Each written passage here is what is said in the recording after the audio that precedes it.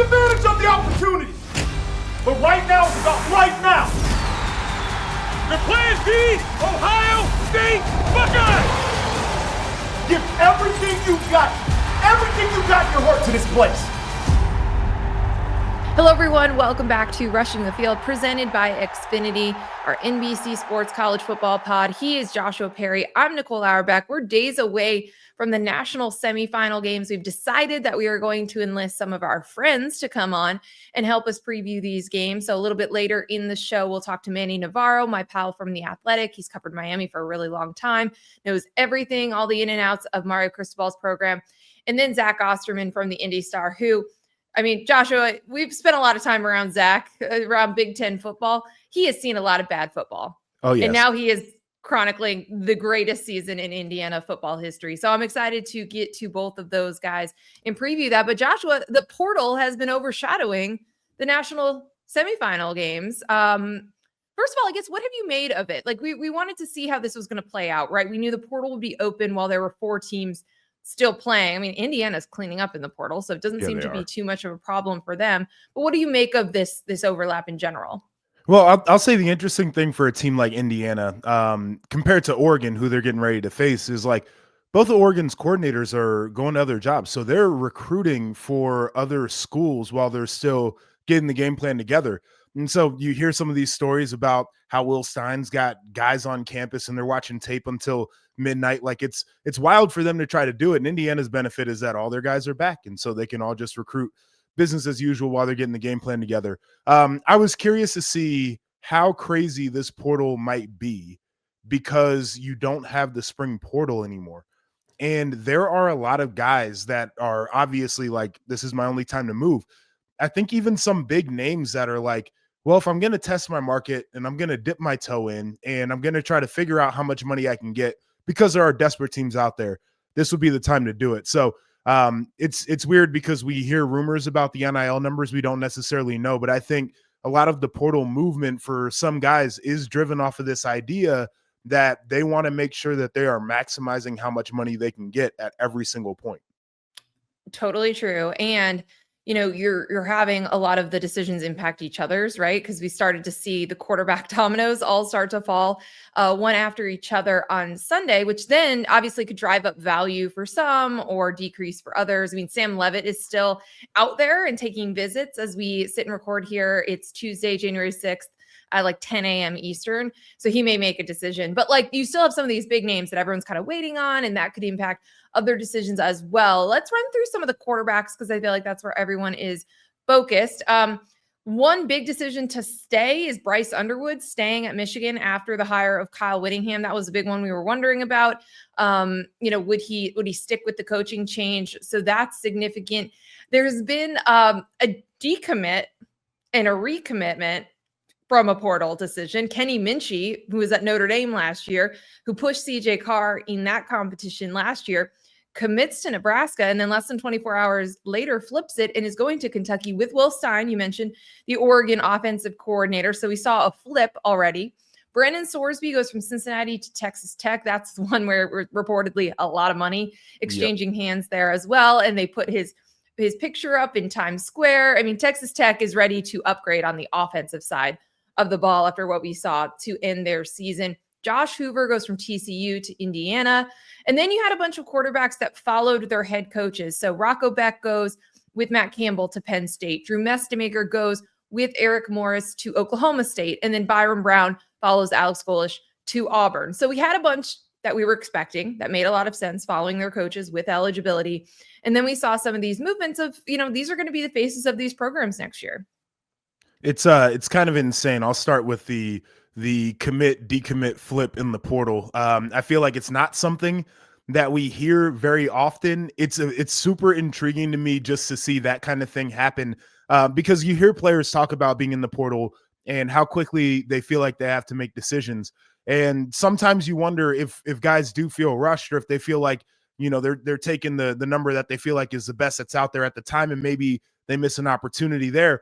But then you also start to ask the question, like, do you trust Will Stein or do you trust Matt Rule a little bit more when it comes to quarterback development? So that was certainly interesting. the quarterback run was always going to be something to look at, though, because there were so many big names. And as we know, there are a lot of teams that are quarterback desperate. It almost feels like there are teams that have completely ignored the idea of developing a guy that they found from high school all the way through.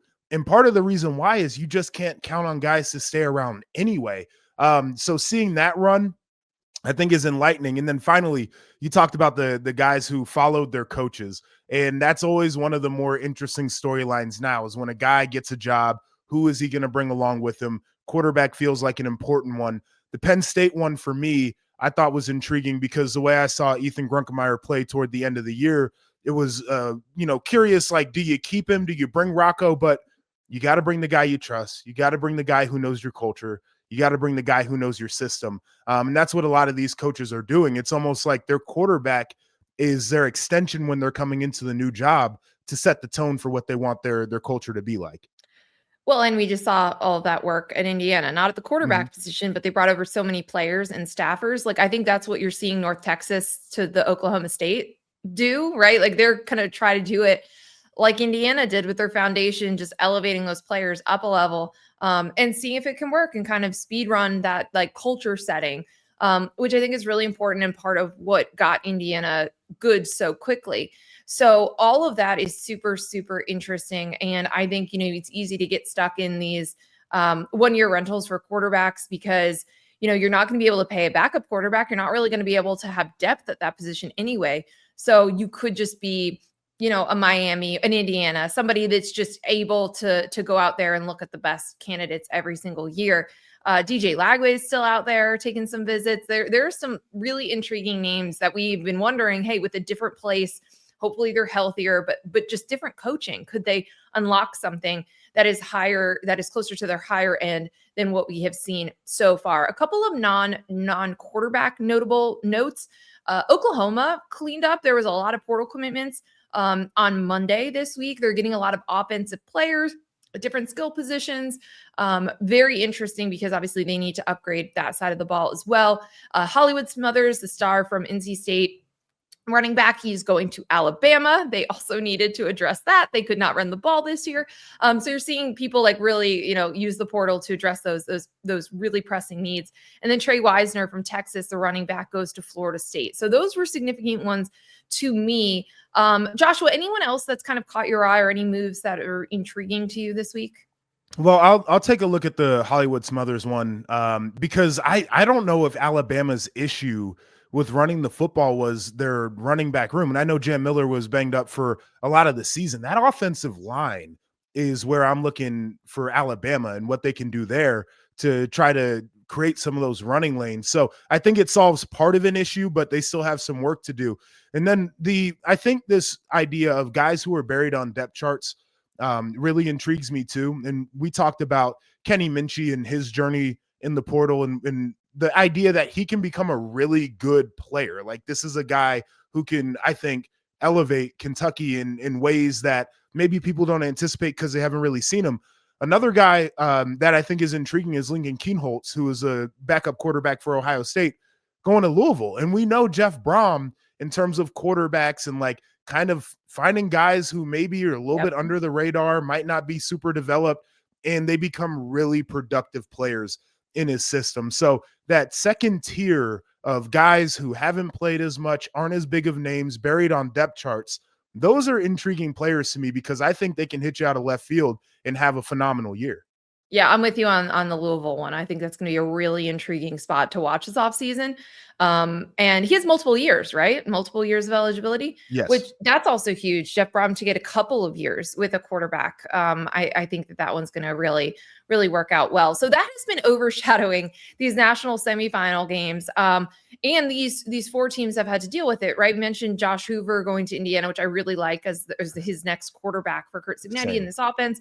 They added Nick Marsh, who was a receiver at Michigan State that maybe not everyone got to see because that offense was very anemic at times, but he is a stud. He's going to put up big numbers in that Indiana offense. So they have managed this very well, preparing for a semifinal game, but still having their personnel folks handle the roster for next year.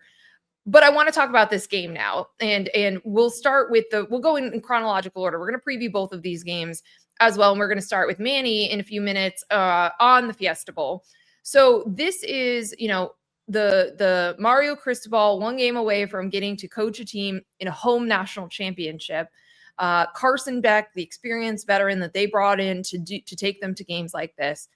The team that a lot of people didn't think should necessarily be in the playoff. It was a very divisive pick, very polarizing pick.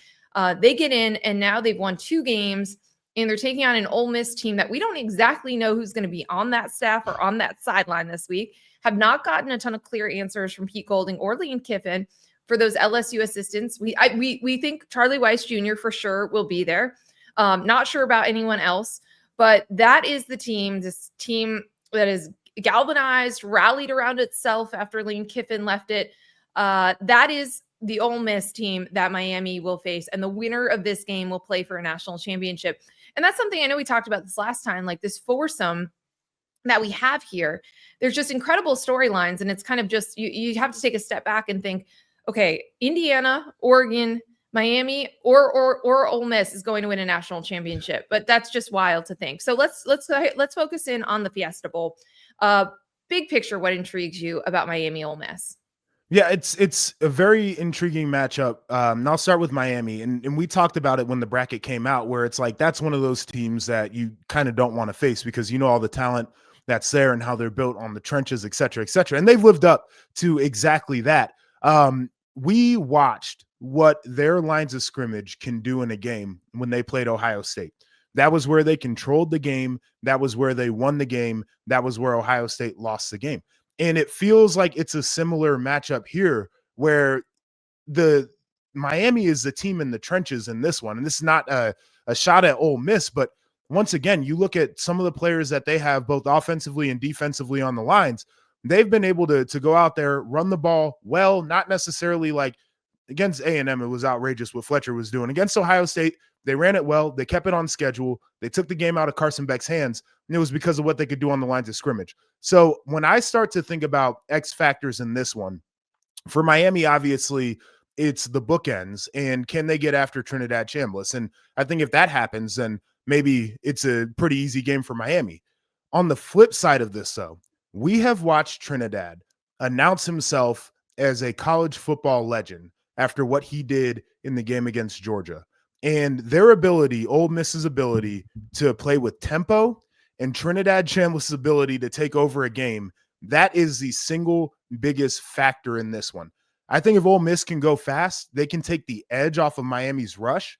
Now, all of a sudden, we're looking at a game where if we're matching points, do you trust Carson Beck to be able to get the football up and down the field? Do you trust Miami's wide receivers? And we know that Malachi Toney is a very good player, but once again, we haven't really seen their passing offense come alive here in the postseason. If it's a game of matching points, it certainly would favor Ole Miss. So I think it's going to start with controlling the line of scrimmage. That's edge Miami. But now if Ole Miss is going fast and they're doing what they've done where they have explosive big plays and they're getting the ball up and down the field, a matching points game does not favor Miami. That is for Ole Miss 100%. And just that Trinidad Chambliss is mobile, right? Like we have seen that offset Miami's defensive line and the pressure they've been able to get with just 4 in a lot of games. We've seen them struggle with mobile quarterbacks. So that's going to be an interesting dynamic of that individual matchup there of like just Trinidad Chambliss just being very slippery and being hard to pin down. And he's been able to make these magical plays when he's extended the play. I'm interested in all of that as well. And then to your point about Miami's offense, I would say overall it hasn't really shown up in the postseason. I mean, the defense has won them these games, and it's interesting because we have seen it at its peak. Like, right, we've talked about Mark Fletcher Jr. running the ball, things, but the explosiveness and just some of the big playability, which again, a lot of that is Malachi Toney and what he presents.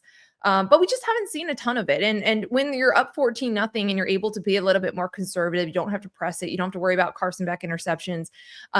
You don't have to call it a certain way, but it does feel like there's going to be a lot more points in this game and that they will have to score. They will have to move the ball. They will have to, also like get their defense off the field against this Ole Miss offense, which we saw completely take over a game. And so I think that's going to be a really interesting dynamic in this one as well.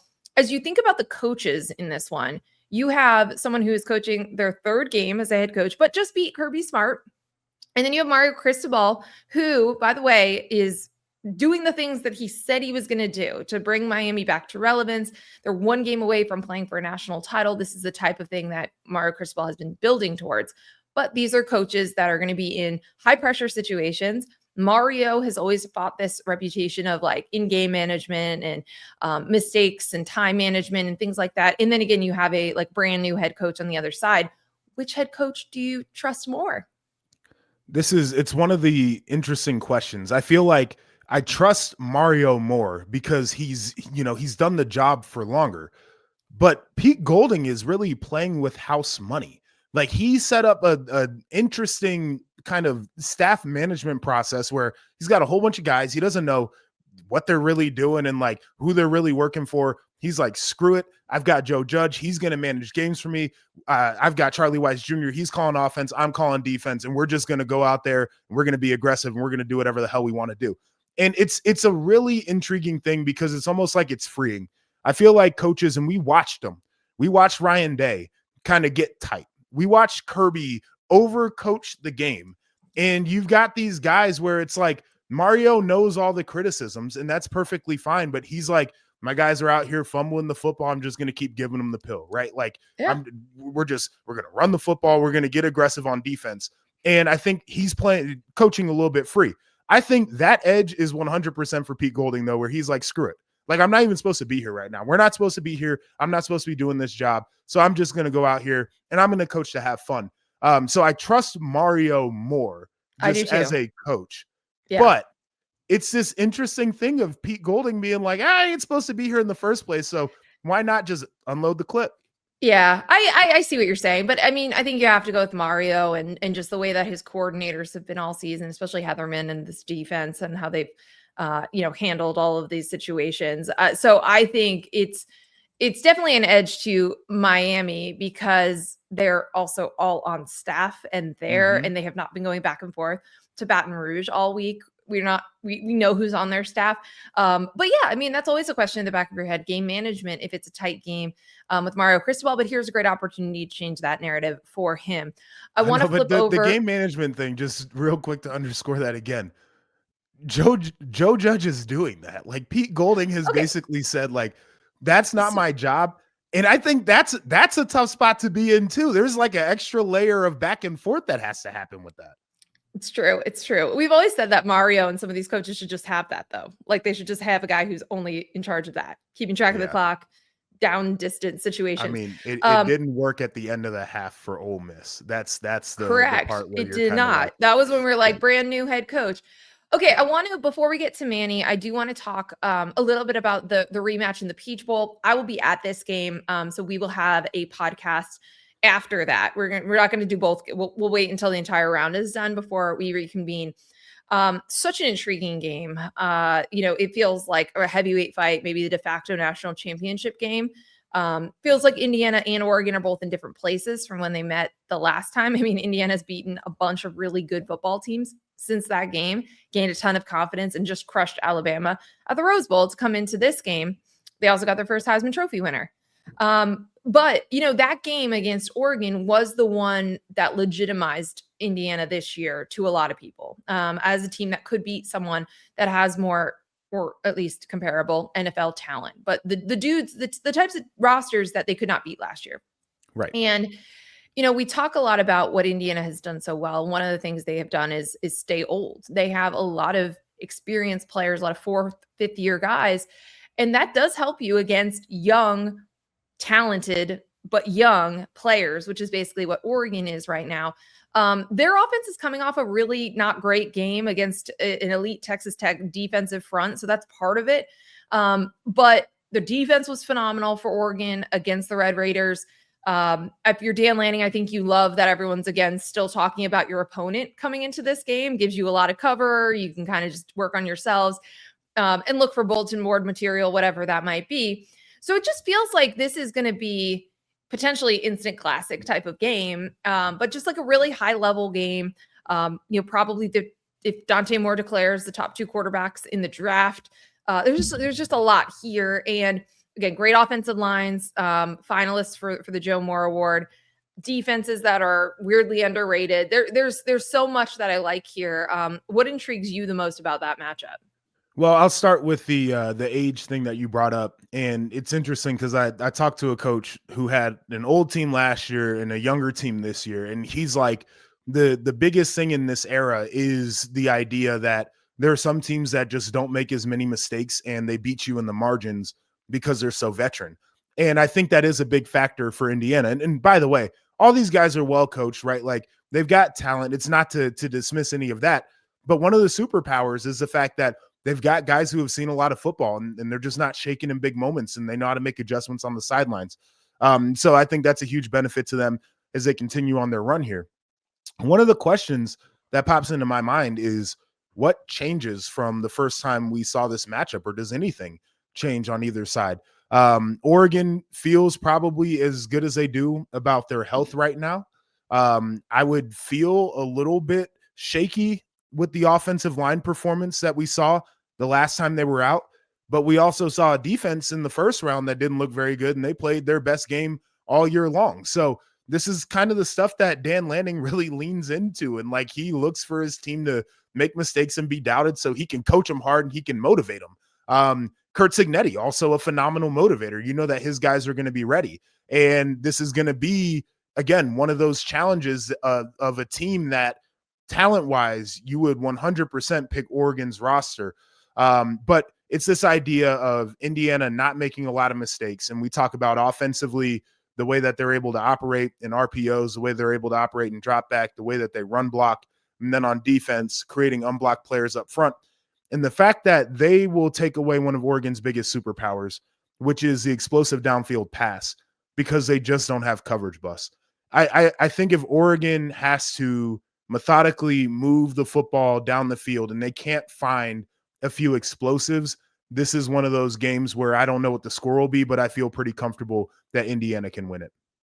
We'll get into that game a little bit later with Zach Osterman from the Indy Star, but we're going to take a break. When we come back, we'll be joined by Manny Navarro from the Athletic to talk a little Fiesta Bowl after this. We're joined by Manny Navarro from the Athletic, one of my favorites, an old teammate. And Manny, you have covered Miami and just Florida sports for such a long time. I want to go biggest picture here. The fact that the Miami Hurricanes are one game away from playing for a national championship, and not just any national championship, but at home. How, I don't know if surprising is the right word, but like how hard was it for Miami to get back to this moment when they were able to genuinely chase championships like this?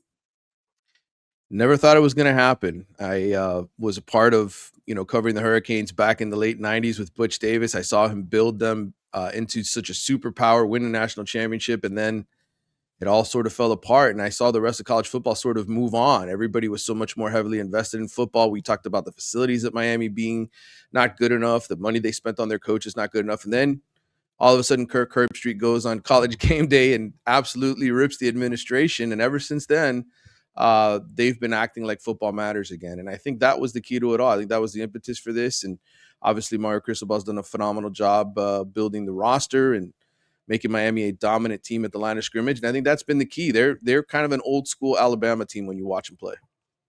So let's go back to the Cotton Bowl real quick. And in the lead up to the game, I'm obviously very close to Columbus and Ohio State. There was that conversation about, basically Ohio State ending the Miami dynasty. And they finally had the opportunity to kind of get back on the national stage going through the Buckeyes.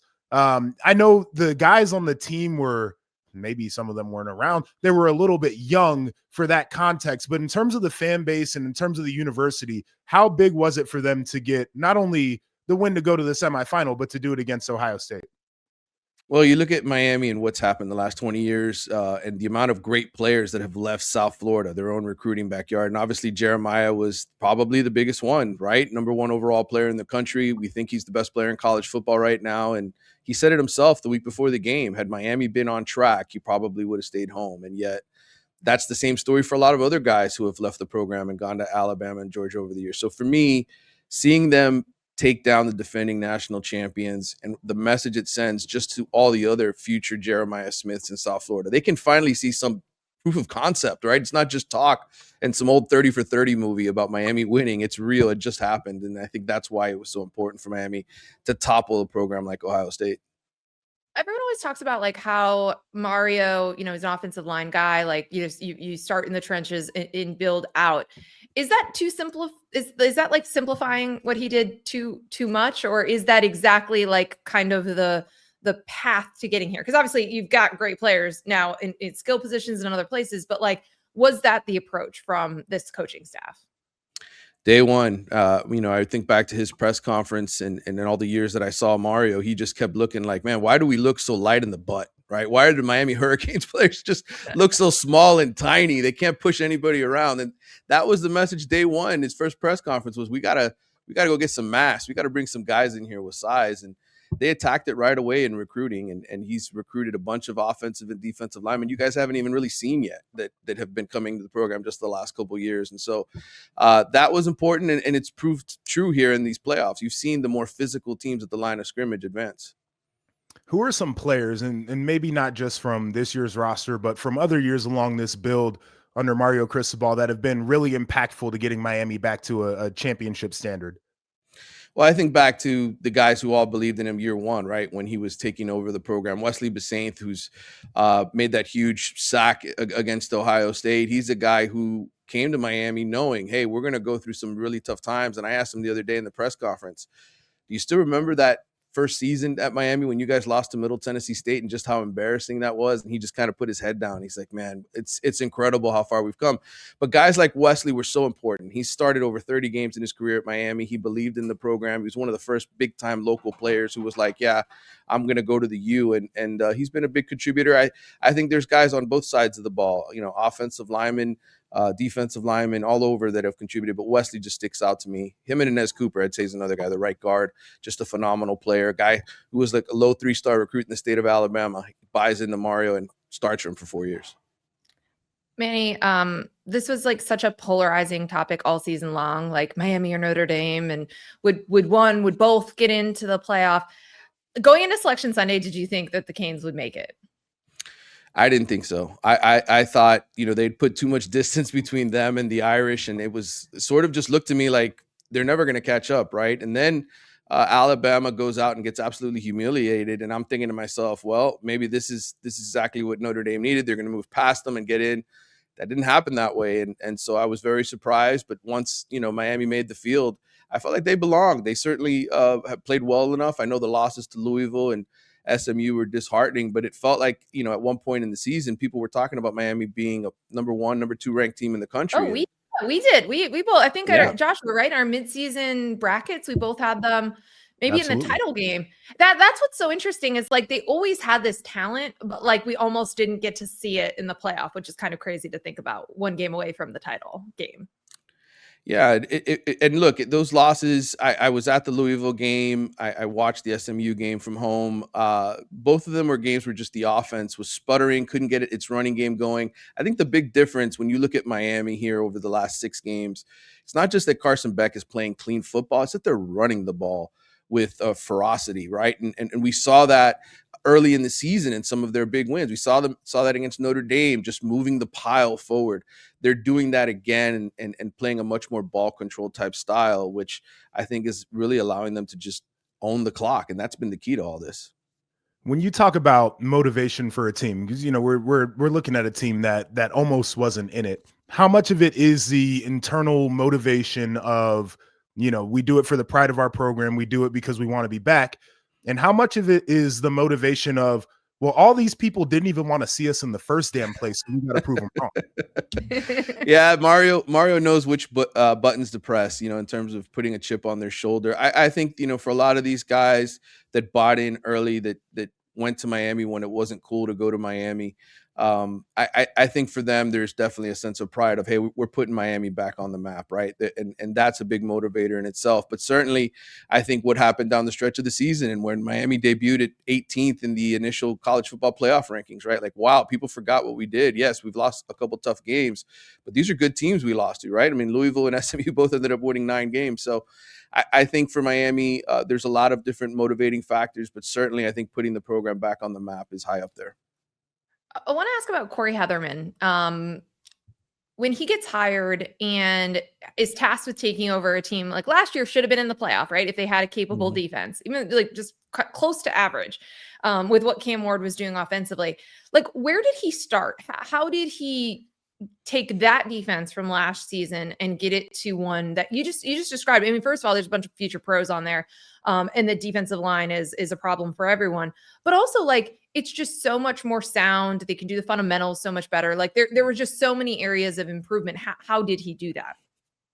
I think just simplifying their style and their assignments. You know, you go back to last season, you look at that Syracuse tape. There were so many moments in that game where defensive backs were confused about who had coverage.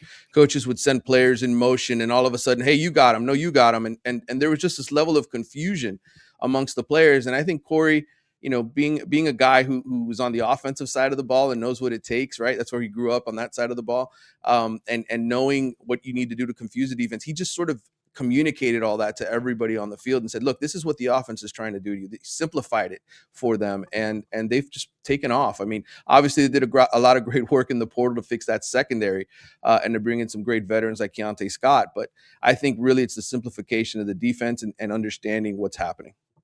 Let's talk about the quarterback and Carson Beck. And he's a guy who came in. Obviously, people in Georgia were totally ready to get rid of him. They didn't have very great things to say about him on the way out, and had a couple moments this year, obviously, where it's like, boy, you wish you could have those games back, but has been pretty consistent. Hasn't been asked necessarily to do a ton this postseason, but he's protected the football. He's kept the offense on schedule. He had a bunch of great runs against Ohio State that were really impactful to keep that offense where they need to be in manageable situations. What has his journey arc been like, and what does he mean to this football team?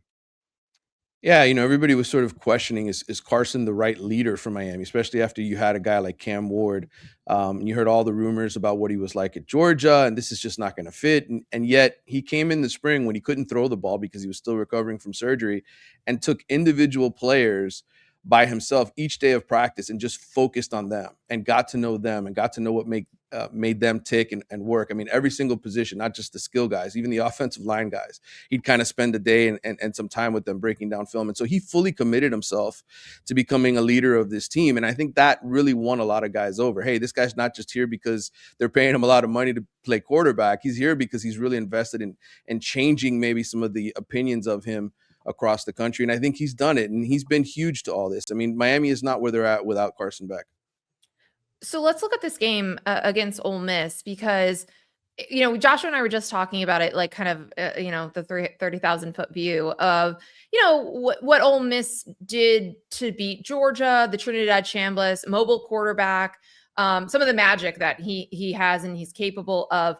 But obviously you have, you know, as Joshua, the bookends on the defensive line for Miami. Mobile quarterback is something that can neutralize a great defensive front.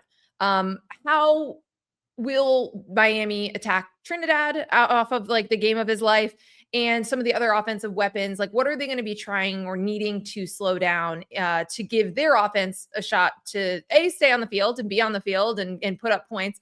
But if it does become a shootout and there are going to be key stops, what do they need to shut down? Yeah, Miami has faced a couple of elusive quarterbacks already this season. Kevin Jennings at SMU, Byron Brown with USF, certainly Tommy Castellanos with Florida State. So they've faced quarterbacks who are going to present a running element to their game. The problem is this Ole Miss offensive line is second in the country in terms of pressure rate. Miami's number one. So you got the two best offensive lines in terms of just being able to protect the quarterback, not allow a whole bunch of sacks or pressure. So I think in this game for Miami, it's really going to be about staying in your running lanes, staying in your fits, and making sure that you're not allowing Trinidad Chambliss to escape the pocket and create a bunch of big plays with his legs. You're not going to probably be able to bring him down as much as you have the other quarterbacks the last few weeks, right? 5 sacks each of the last 2 games. So I think in this case, it's just stand your ground, make sure that you're not giving up a big play down the field. Are there any changes or anything different offensively you think Miami would have to do to get the job done here? I mean, as we mentioned, they've been pretty good running the football. The pass game hasn't been asked to do a ton in the first 2 matchups here. Do you think that's going to change?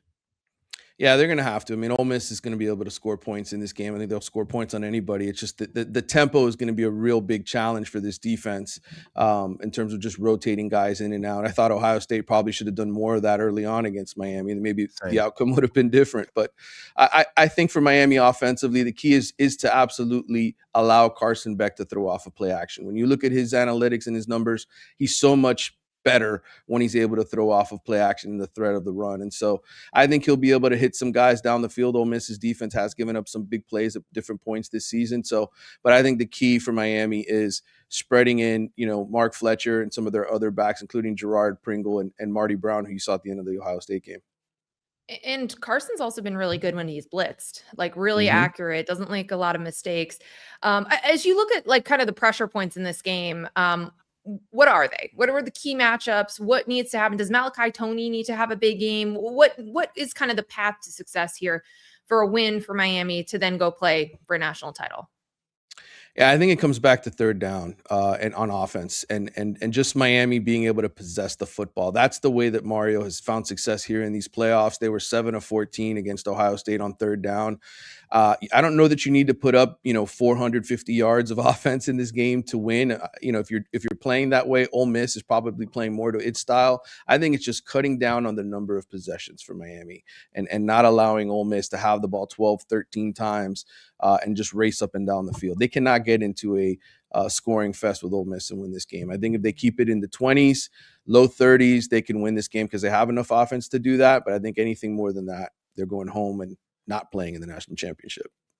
If this becomes a game where Ole Miss is able to protect and Trinidad Chambliss has a little bit of time to throw the football down the field, who's the guy in the secondary for Miami that you think would have the best chance of taking the football away and having a big play on defense?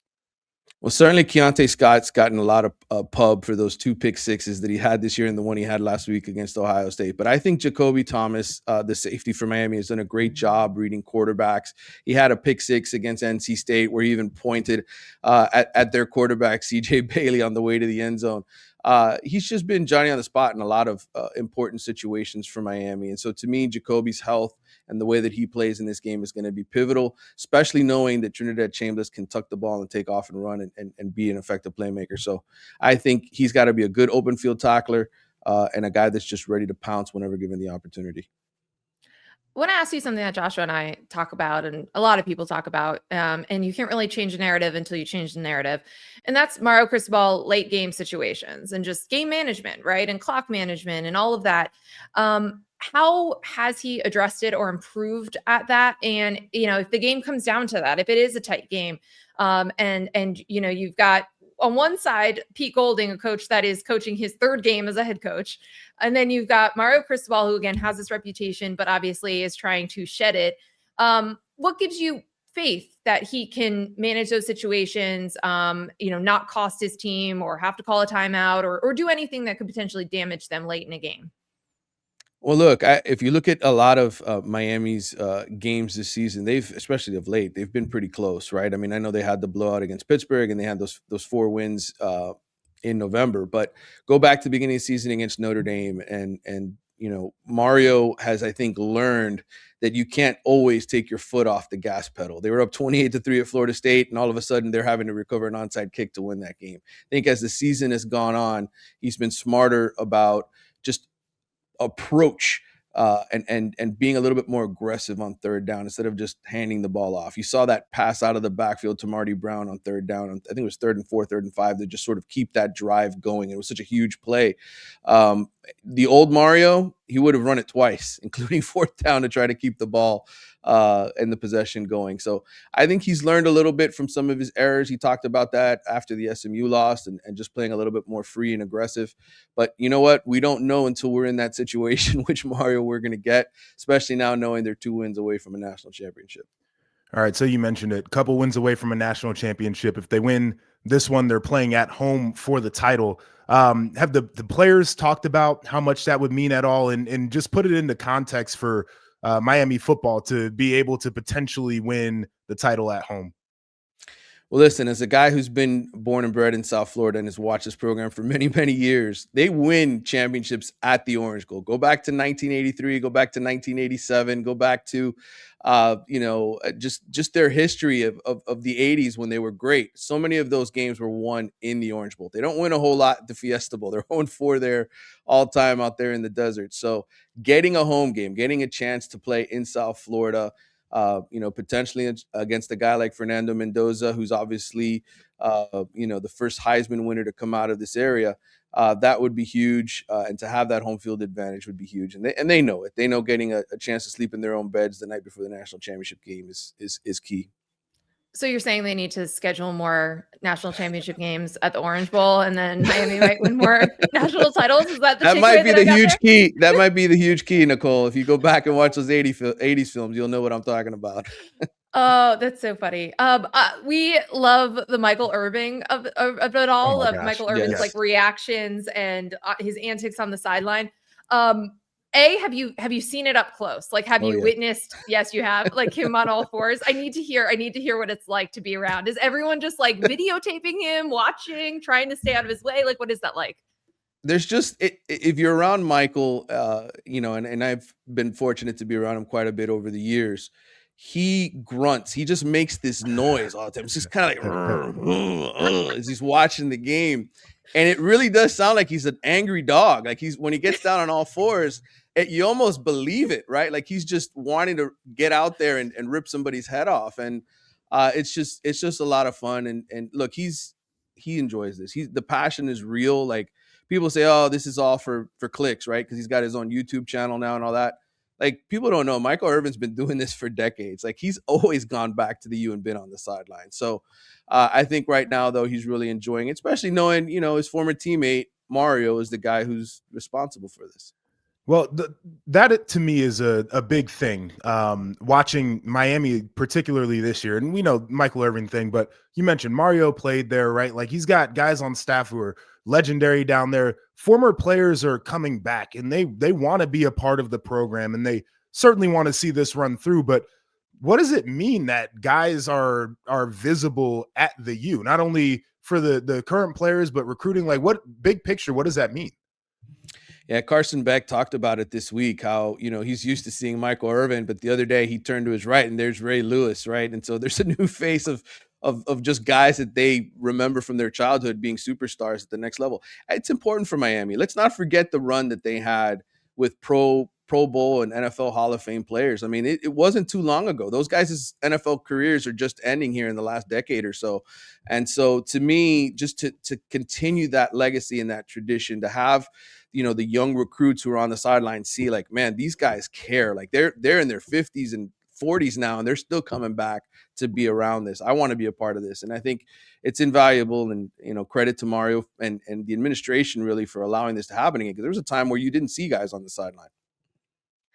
Manny, I want to let you go on this, kind of like the ACC impact. Obviously, this is huge for the reputation of the conference. You mentioned some of the losses that were deemed, quote, bad losses because those teams weren't ranked or really getting much respect from the voters and the committee and all of that. But I also, I'm sure it does mean a lot for the conference who fought on social media for Miami to get into this bracket in the first place. But also, Miami gets to keep a lot of the money that they are earning now with the ACC success initiatives. So basically just walk us through the impact of that, of the, eat what you kill aspect of the ACC and when you advance in the CFP, but also just like what this could mean for the reputation of Miami, but the whole conference, which has obviously been fighting an uphill battle in a world where everyone just talks about the SEC and the Big Ten. Yeah, there's nobody happier about all of this than Jim Phillips, for sure. I mean, he went out and he really fought hard for Miami to get into this playoff. I thought the social media, comparisons to Notre Dame obviously sent a clear message that they were behind Miami and wanted the Hurricanes in. And look, they made a big effort. And let's not forget, the ACC was in court not too long ago fighting to sort of keep Clemson and Florida State in this. They spent a lot of money to get Miami into this conference more than 20 years ago. The Hurricanes have not delivered until this point, but it almost feels like, Nicole, they're saving the ACC a little bit here, right? Yes. Yes. There's so many teams that have just fallen off the wayside. I don't know what went on at Clemson this year. It was shocking to see the fall that they took, and we've seen what's happened to Mike Norvell's program. So they're carrying the weight of the program right now, and showing that, hey, this is what Clemson and Florida State wanted, right? They wanted the big TV draws and the winners to get all the money. Well, you come to the ACC, you can do that, and they're just fortunate that everything played out the way it has. Backfired a little for FSU when Miami gets all the money, though, I would say.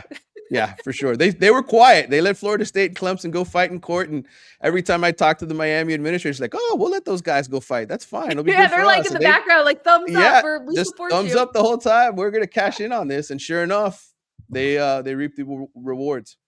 All right. So last thing, yes or no, is Miami winning this game against Ole Miss?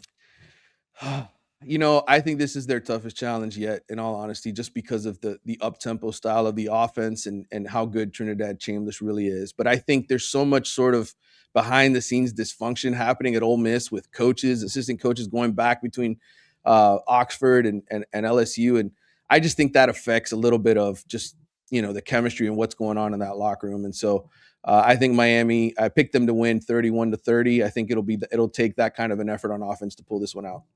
Awesome. Well, Manny, we appreciate the time. I know it's been a crazy week and crazy time, but nobody knows Miami and South Florida better than you. So we are so appreciative, and we will get you a drink in Miami either way. If you're covering the Canes or you're just there to cover the title game, we'll get you a beer and appreciate your time and insight. No problem. Thanks for having me on, guys. And hopefully we see a great set of ball games here the next couple of days. Absolutely.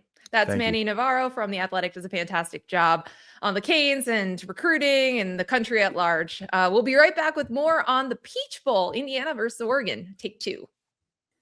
And we're back now, joined by Zach Osterman from the Indy Star. Zach does such a great job covering Indiana. And Zach, you typically, most people I would imagine would be reading you for basketball coverage year round. But now Indiana is a football powerhouse. I guess just the big picture I want to start with of you've covered a lot of bad football, a lot of painful losses, low losses, all of the above. What has it been like to cover the last 2 years, the first 2 years of the Curt Cignetti era, a team that is one win away from playing for a national championship in college football? Yeah, it's funny because there are kind of like multiple answers to that question. And what I mean by that is I grew up in the South. I grew up in Atlanta, where Indiana will play this weekend. And so when I moved to Indiana for college more years ago than I'm comfortable admitting, a lot of people sort of asked me if I understood what Indiana basketball meant. And over the years, I've gotten that question kind of again and again in different ways. And I said, yes, I just recognize it as something different. I recognize it as Alabama football or Georgia football or, fill in the blank, whatever, SEC, Southern ACC school kind of you want to discuss. But in the same breath, at times when I would talk to people who would sort of ask the question, because while I don't think anyone necessarily expected this, I think there were plenty of Indiana fans that justifiably wondered, why can't we be more consistent in football? If Northwestern can, if Minnesota can, if,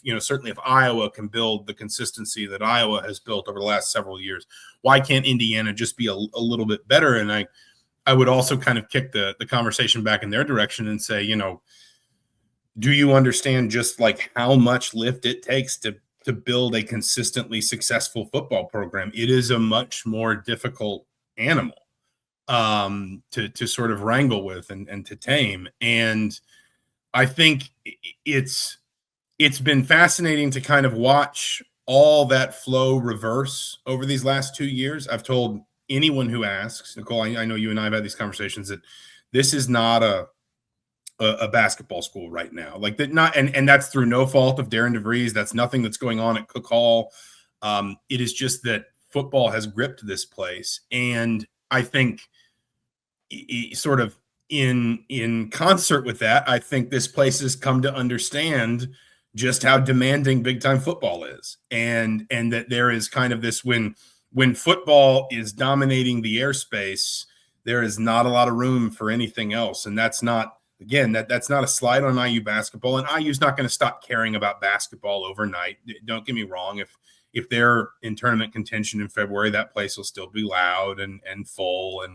everyone will still be invested. But I think it's been fascinating to kind of watch in real time this athletics department, this university, this fan base, just sort of transition from very basketball centric to just completely and utterly sort of tied into football. And, I was at the IU Washington game Sunday night, and it was, don't get me wrong, Sunday at 8 p.m. is a weird, and some might say sacrilegious time to start a basketball game.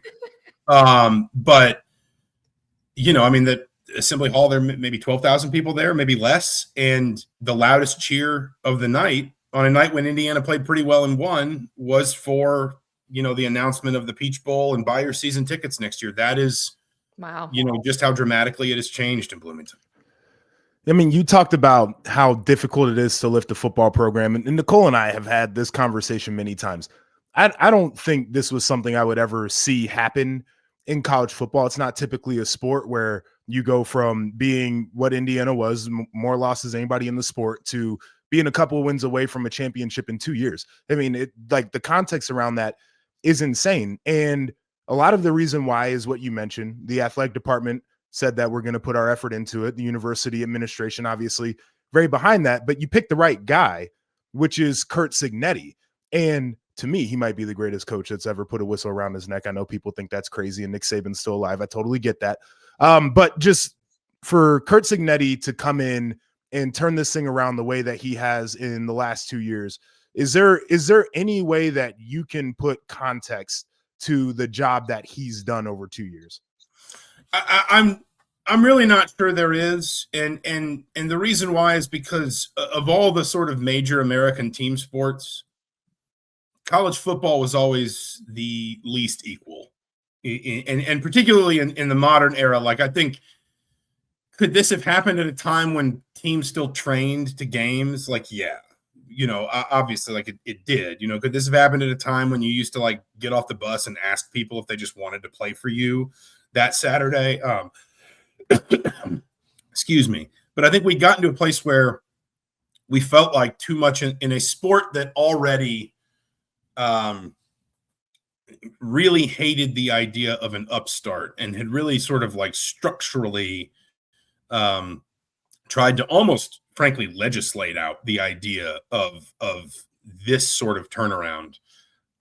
We'd gone too far. Too much had sort of, too much time had passed, too much had been set in stone. I think we all probably underestimated just how dramatic the sort of NIL rev share portal revolution might be. I think we also I certainly underestimated how rapidly that and other sort of factors might sort of grow the rift between the Big Ten and the SEC and everyone else. Just look at the portal class Indiana's pulling together right now. You've got guys that coming from Big 12 programs that I'm sure didn't want to lose them, and the idea that, a consistent Big 12 program like Kansas State, I know there's a coaching change going on there, but that you lose starters to Indiana, that seems so anathema to our entire sort of modern college football experience. But it's, again, I think we all maybe underestimated in the right hands just how powerful some of these new institutions in college football could be. And I think what's hard, again, I think what is hard more than anything else for people to kind of wrap their heads around is the idea that we thought, or at least I know I thought,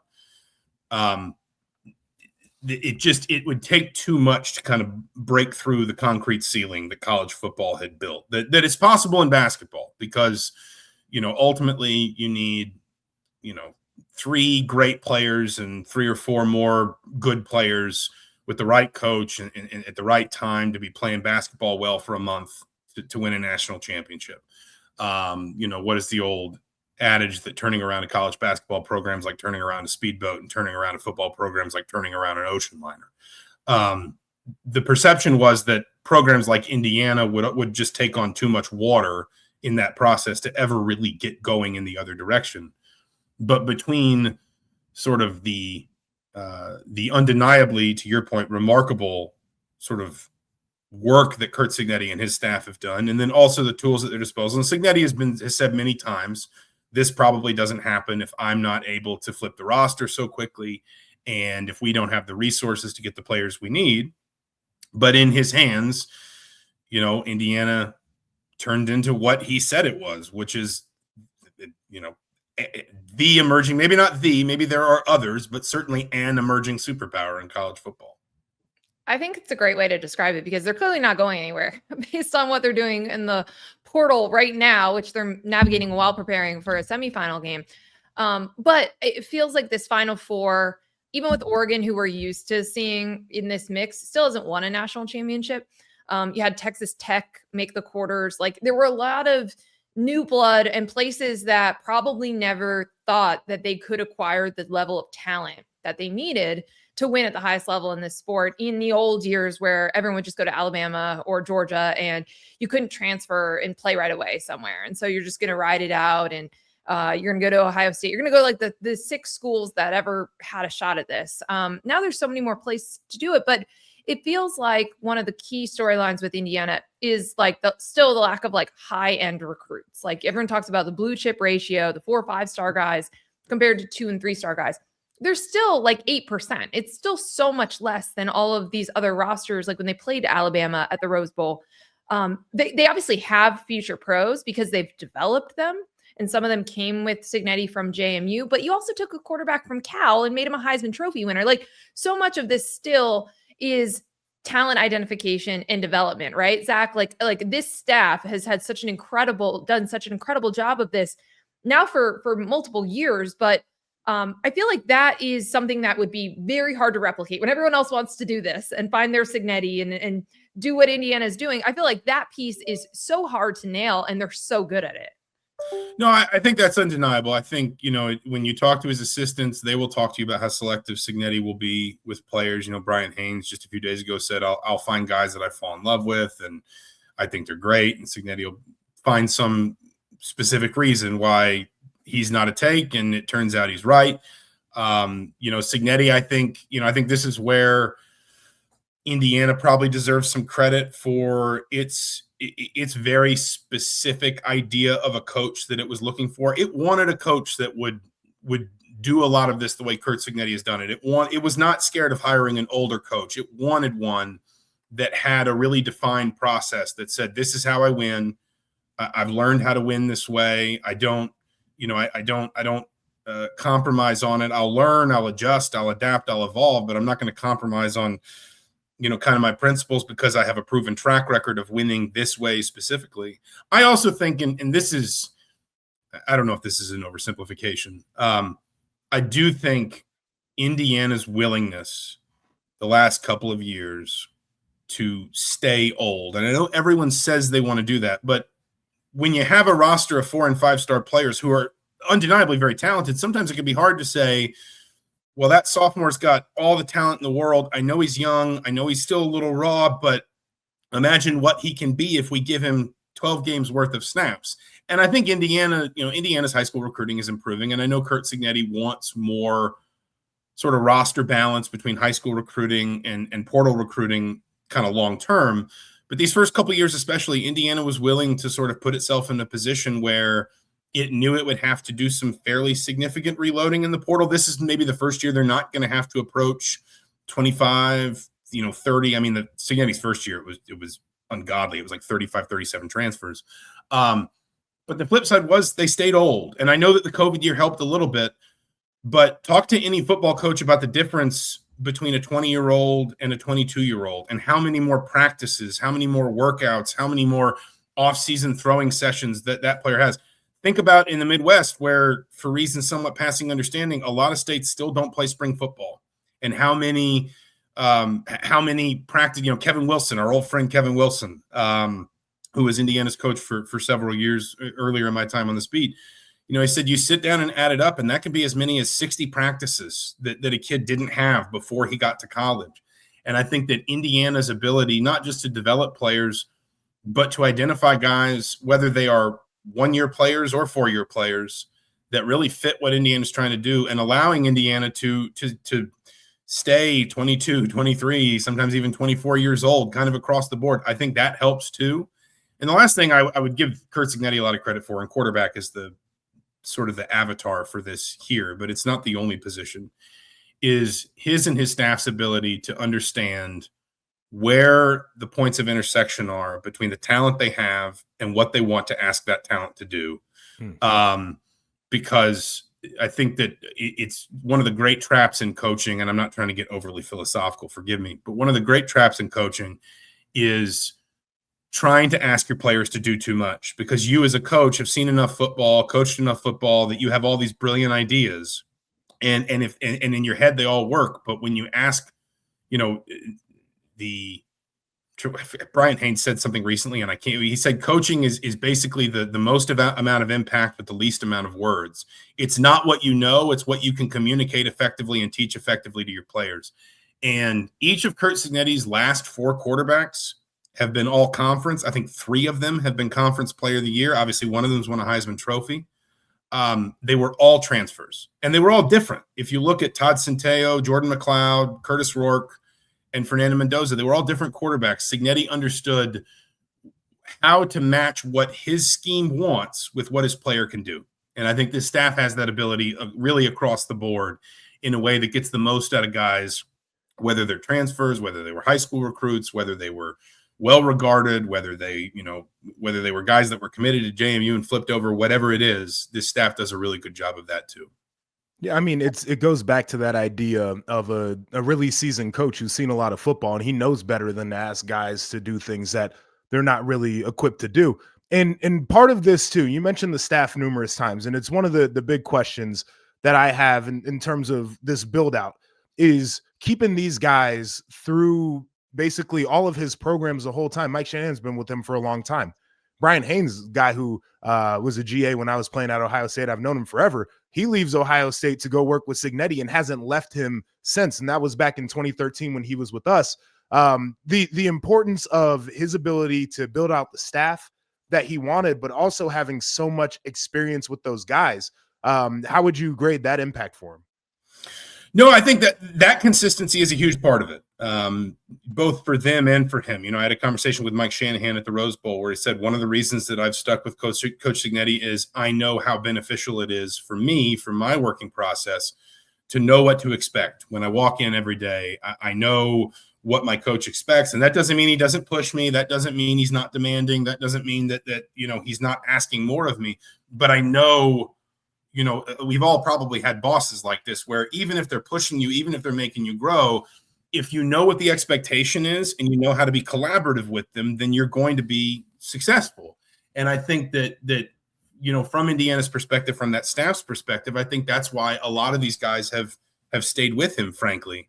And it's a fair question to ask sort of what happens when one of these guys leaves. Of course, Indiana's only lost so far, and there's a plan already in place to kind of give this staff fresh contracts. Again, we've already seen Mike Shanahan and Brian Haynes sign new contracts kind of between the end of the regular season and now. There's a plan to do the same for the rest of the assistants. Curt Cignetti will tell you it's just as important that his recruiting staff has stayed the same. Matt Wilson and his sort of player personnel department, I think he values that continuity too, because when you talk about how do you identify players that are right for you, I think his comfort with those people's understanding of we bring him this kind of player, but not this kind of player because we know that this is what he wants. I think that consistency and continuity is really important too. I don't think it's unfair to ask what happens when some of that starts to change, because obviously that, a coaching staff will never be permanent.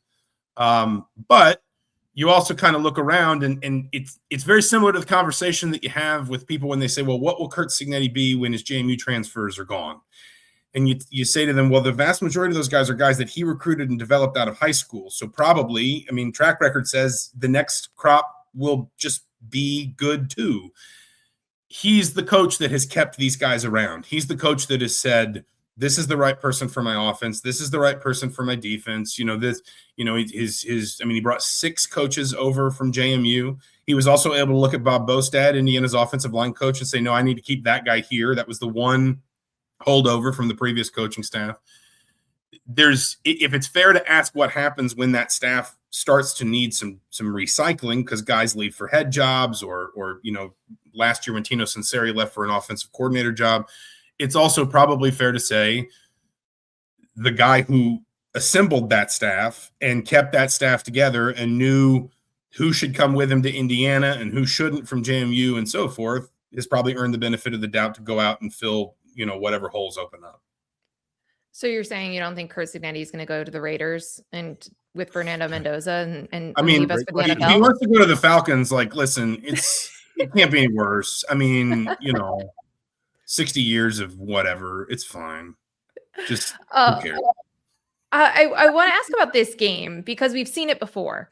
But it feels like both these teams are very different places. Although obviously you have the same personnel and you kind of have the same overall narrative of, like you talked about, how Indiana has gotten old and stayed old, versus a team that is extremely talented, but younger, also dealing with some injuries and getting guys back, being healthy. It was that game against Oregon, I think, convinced a lot of people to take this team much more seriously than they were at the start of this season. So as they meet again with a chance to play for a national title on the line, what's different in this matchup? What feels different to you, or are there key matchups that are different than the last time, or does Indiana's blueprint look similar to what they did at Autzen? Yeah, the glaring question for Indiana is the pass rush, because that, we've seen Indiana control the line of scrimmage against basically everybody they've played this year. I mean, even Ohio State, maybe with the exception of those last two drives where the Buckeyes kind of, went the length of the field but couldn't score. Indiana has really been probably, maybe a little bit Iowa too, the better team at the line of scrimmage most of this season. They really were that day. But I think a lot of what defined that game was Indiana just removed Dante Moore from the game plan. He'd only taken 1 sack all year. He took 6 that day. They were still at full strength in that pass rush. Now, their pass rush is more than just their edge players. I get that. But Kellen Wyatt opened that game with a sack. He's out for the season. Stephen Daly obviously became so important to this team down the stretch. He's out for the season. We saw Indiana, I think, still generate a lot of the same pressure and a lot of the same havoc against Alabama. But I think Oregon is better offensively than Alabama, frankly. And I think that Dante Moore has grown. And so I think if you're Indiana, if you're sort of layering this game over top of that one, that's probably the biggest question I have, is what does the line of scrimmage battle look like, and how creative or maybe risk-taking does Indiana need to get at the line of scrimmage to have some of the same success that it did against Oregon in October. But I think when you say Oregon's better, their skill players are a little healthier, Dante Moore has improved, I think you have to say the same thing about Indiana. I think Fernando Mendoza is better than he was, 3 months ago? I think Indiana is probably running the ball better in these games specifically than it was. They've run the ball fine against, not being flippant, bad run defenses, but I think they are running the ball better against good run defenses than they have, than maybe they were in the first 6, 7, 8 weeks of the season. Indiana now is probably deeper at the skill positions too, with Charlie Becker's emergence. You now probably genuinely have 4 Big Ten caliber wide receivers that you can draw from. So you've got, basically you get to pick 3 from 4, no matter what the matchup is. I think Riley Nowakowski is more sort of settled into that pass game as well. I'm fascinated to see just kind of how this game goes, because you're right. That was a game when I think the country woke up to Indiana, not just because they won, but because of how they won. Yes. Oregon scored 2 touchdowns on a broken coverage and a pick 6. Indiana scored 3 touchdowns on 3 75-yard drives. Oregon gained, I think, 64 total yards of offense in the second half of that. Yeah, the physicality in that game too. Exactly. Indiana was comfortably the better team in Eugene against Oregon. Yeah. Both of these teams, I would argue, are better. And Indiana probably has a couple questions to answer from sort of and how have injuries affected you from that point to this one perspective. But I also think, and this is one of those, forgive me, one of those terrible oversimplifications. I also think, as much as we talk about the country waking up to Indiana, if a helmet school had the resume Indiana did, if I told you sort of remove the logos, remove the names, there's a team in the college football playoff semifinal that's beaten Ohio State, Alabama, and Oregon. It's the only undefeated team left, and it won the Big Ten. You would have no trouble seeing that team as a comfortable favorite to win a national title. Right. And I think we're still maybe struggling to kind of wrap our minds around the idea that team is Indiana. Now, listen, it's hard to win a national championship.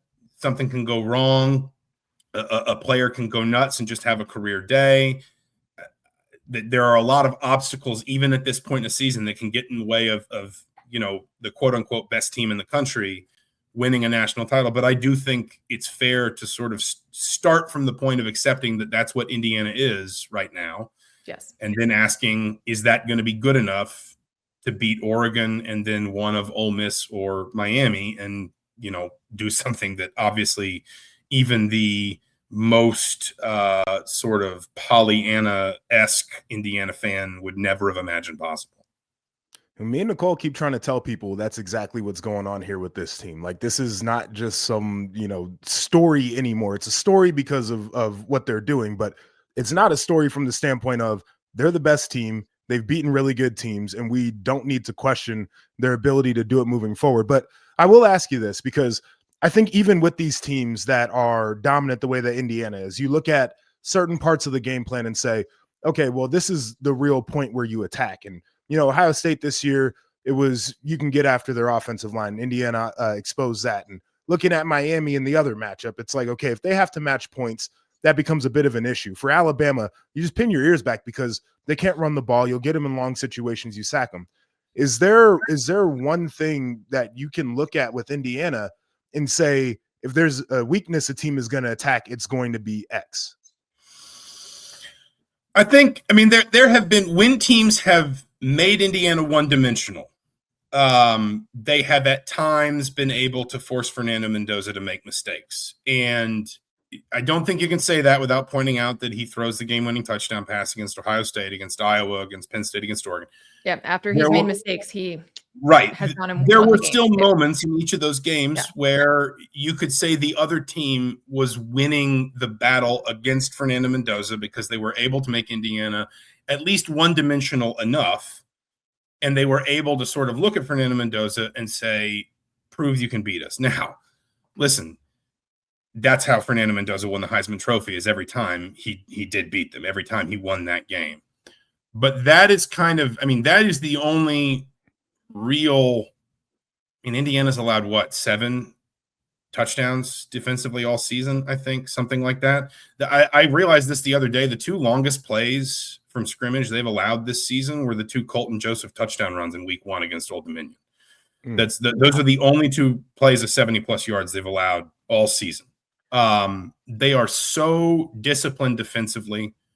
Bryant Haynes and his staff are so creative. And again, we talk a lot about, Signetti's ability to adapt in a quarterback or to recognize, here's why Elijah Surratt is the right receiver from St. Francis to JMU to Indiana or whatever. I think we should all give similar credit to Bryant Haynes, because Kurt Signetti will tell you, like any coach who, all coaches tend to be kind of either offensive or defensive for the most part. And Signetti, like a lot of coaches, will tell you, I do kind of keep to myself on the defensive side. I put a lot of faith in Bryant Haynes, and obviously that faith is consistently rewarded. I think, again, the pass rush piece of it, just because that's the one area where Indiana's taken some real hits injury-wise. They've stayed relatively healthy just about everywhere else. They've got some nicks and bruises, and there's a couple guys kind of playing through some injuries on that offensive line, but the edges are the one place where, between the 2 guys who are out for the year and Mikael Kamara, who by his own admission, was probably healthier in the Rose Bowl than he'd been in 2 months, because he'd been playing through some problems, including a stinger in his shoulder. The pass rush is maybe still that one other area where you sort of look at and say, how consistent can that be against a really good quarterback, against a really good offense, against a really good game plan? But I think it's, I don't know if this is a foolhardy thing to say, or maybe it's just a testament to how good Indiana is. The best answer to that question might be to try and make the Heisman Trophy winning quarterback beat you, because and again, every time he has. But if you're looking for holes in a 14-0 team that has all the wins and all the performances that we've talked about, the best you can maybe hope for is that there have been moments this season when he's looked a little shaky, and that's pretty much about as weak as Indiana's looked. Okay, so I'll jump back in on that. I actually tend to agree with that. And it's the reason why I think Indiana's going to win the title is I think he makes the clutch play. That to me is more of a commentary on Fernando Mendoza as a draft prospect than it is of him and his ability to lead this team to a championship this year, if that makes any sense. But Yeah. that's been the one thing where Nicole and I have talked about it, is his feet will get a little bit off schedule sometimes and he'll look at the rush. But I don't think you can make him do it enough that he ends up losing you a football game. And that's the most intriguing thing about that. I think it felt that way 3 months ago, that Iowa. I mean, because I've cited this statistic a lot. He got sacked 41 times in 12 games at Cal last year. Like that's that's an ungodly number. And everyone around the program for the first 6 months he was in Bloomington said, all we're trying to do is slow him down and just get him to trust his protection. And, I didn't watch a ton of Cal last year, but I'm guessing he probably wasn't asked to make a lot of 3 and 4 read dropbacks because they probably didn't feel like they could block a lot of 3 and 4 read dropbacks. And so when you saw that Iowa game, and it still popped up a little bit in the Penn State game, and it still popped up a little bit in the Ohio State game, I think, there are times when to go back to the Ohio State game, I think he actually struggled a little bit in the first half of that game because he was surprised at how much time he had and how well Indiana was protecting him relative to maybe what he expected.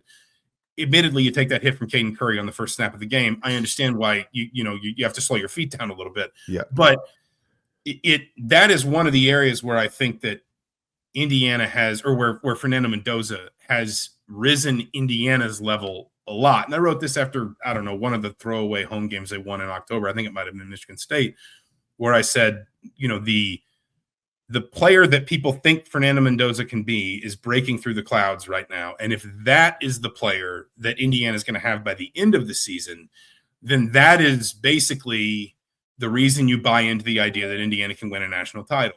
And I'm not trying to act like some football savant. He'd just gone, 33 of 35 for 340 yards and 4 touchdowns. It was the easiest thing in the world to write on a day like that, obviously.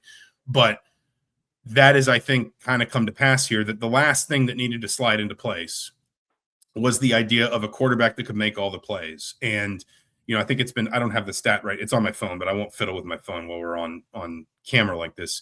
Alabama blitzed on something like 50-something% of dropbacks in the Rose Bowl. And it was more than they blitzed anybody, at least this year, maybe in the last 2 years or 4 years or something like that. And he was 8 for 8 against those blitzes for 100 and something yards and multiple scores. And then you layer in, I think he scrambled 5 times, and I think 4 of those scrambles went for first downs. Again, I recognize that all makes it sound pretty foolhardy to say that the key to beating Indiana is to make Fernando Mendoza beat you, but that might be the best hope you have, is that is undeniably the player he's become. Maybe you can find a way to get him to revert back to the player. I get exactly what you're getting at. It makes a ton of sense. And that's where it's sort of like, that's how you lose a game you should win, is you're bad for 2 quarters. But yeah, and they're not, and that's the thing. They don't beat themselves. And so you do have to look for X factors and matchups weird like this. Weird X factors. Right. Weird like not obvious ones. Yes. Right. Because they're always in the right place. They're not going to have blown coverage. They're going to be in the backfield. It's wild. But because we're with you, we've been saying this too. Even if they lose, they are the best team in college football this year. It is Nick Saban, Alabama. Like, I grew up down there, and I've been hesitant to make that comparison for 2 years because I know what it conveys, and I'm Nick Saban's the best coach in college football history. I'm not trying to take anything away from anybody. That is what sort of pre-Lane Kiffin, Nick Saban, Alabama did to you. They just ground you down, and they out-executed you, and it didn't feel like you were losing that badly in the first and second quarter, because what you didn't realize was that you weren't going to break until the third quarter. And then once you broke, it just, they just disappeared over the hill. And that's kind of what this team is capable. It's certainly what they did to Alabama. It is. Well, I've been ready to say that Nick Saban is number 2 on my list now, because what Cignetti has done, even without a title, to me is unlike anything I've ever witnessed. Yeah, Josh was really popular in Alabama right now. People really enjoy that take. Would I have ever been popular? I'm 1-0 versus Alabama. I don't know if I'd have ever been popular down there. That's a different combo for a different day. A different day. Zach, we have kept you long enough. This was fantastic. Thank you so much for coming. I know it's a crazy week and a crazy time to be covering these Indiana Hoosiers. I will see you in Atlanta. I will buy you a drink to thank you for spending your time with us. But can't wait to continue reading your coverage and all of that. It's been awesome. It's matched the moment of this team. So thank you and enjoy the semis. I'll see you soon. Thanks for having me. Really appreciate it. All right, Joshua, we are going to make our picks and then we are going to get out of here because we've got a late night pod to record after the Peach Bowl and still so much more to come on this feed with the CFP. Give me your 2 picks. Who are your winners for these semifinal games? All right. I'm going with Miami, and I think that the line of scrimmage emphasis for them is going to be the biggest difference in that game. So give me Miami. And then I said it before, never betting against Indiana ever again. So I'm rolling with Signetti and all of his guys to get the job done for the second time this year against the Oregon Ducks. I tried to be different in the last round because I also felt like Oregon was going to beat Texas Tech, but I was like, oh, I'll be different and I'll go, chalk. So I was wrong. Nope. I'm sticking with my instincts and the way that I see these matchups. And I'm also going with Miami and Indiana. I do think the Indiana-Oregon game is possibly the de facto national championship game. It's also leading me to a take that I didn't know that I would have, which is potentially about reseeding, because I don't necessarily think the number 1 team in the bracket should have to play the toughest team. That's interesting. Well, I guess, would they be? Yeah, they would have had, it would have been Miami, right? They were the lowest seeded. I guess it's, that would be the reseed. But both of the teams in the other matchup are seeded lower than Oregon. So yeah, that's on Georgia and Ohio State. It is on Georgia and Ohio State. Anyway, so I'm going to formulate something. I'm going to think about that and think about potential reseeding takes this off season. But yes, I am also taking Miami and Indiana to win these games. Anything can happen. Ole Miss has certainly proved that, but I think on paper, those are the better teams that have the advantages in those matchups. But Oregon is healthier. Dante Moore, still one of the best quarterbacks in the country. Can't wait. These are going to be awesome national semifinal games. Huge thanks to Manny and Zach for coming on and previewing these teams and really just the history of these programs to get us set for these matchups. They were fantastic. For Joshua Perry, I'm Nicole Auerbach. This has been Rushing the Field presented by Xfinity. We will see you after the semifinal round. Enjoy the games, everyone.